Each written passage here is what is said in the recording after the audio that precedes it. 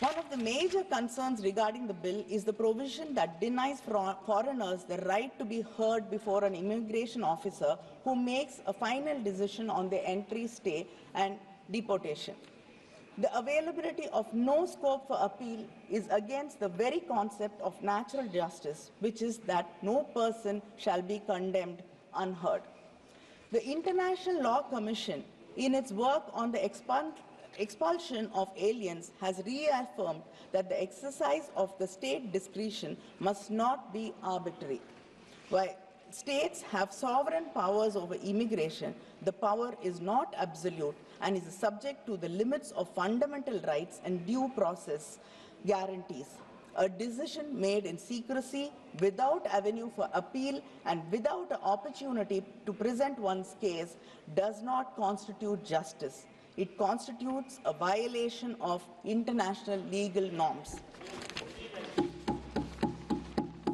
In the international stage, we are seeing how our citizens are being deported back to India from the US in without human treatment or dignity. With draconian provisions like this in the new bill, it will pose further risk for the Indian citizens outside and the diaspora. India's decline in the Global Passport Index rankings is a matter of serious concern. In 2006, India held the 71st position, reflecting a more favorable global standing. But now it has dropped to the 85th position, making global mobility a challenge for most Indians.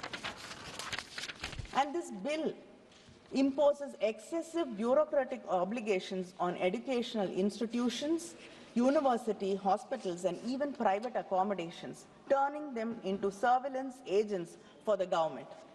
Sir, we are not even able to protect our fishermen, Indian fishermen who are fishing in our seas. We are not able to protect them from arrest, assault.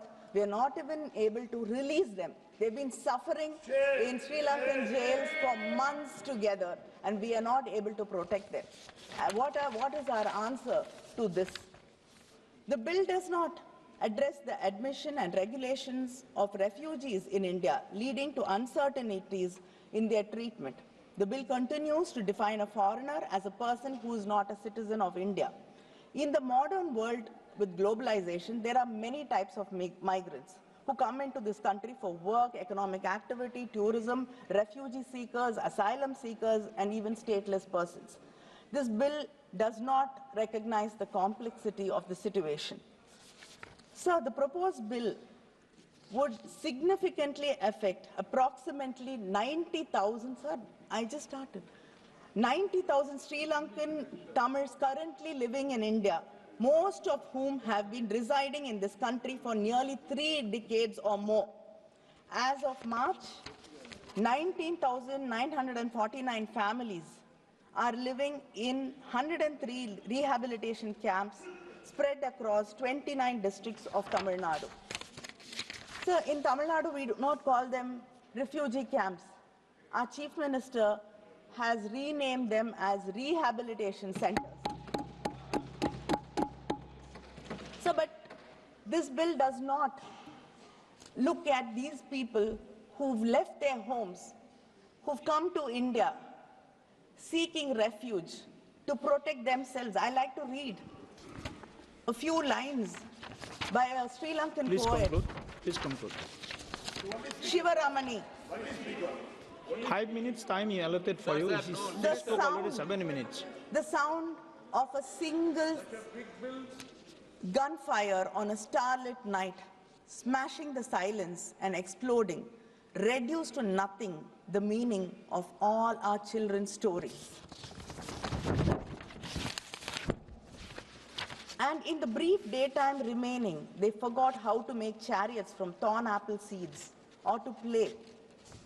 Amidst the stress of a night during wartime, our children had turned into adults. This is the pain with which they've come to this country, seeking refuge. But this bill does not address their plight, does not care about their future.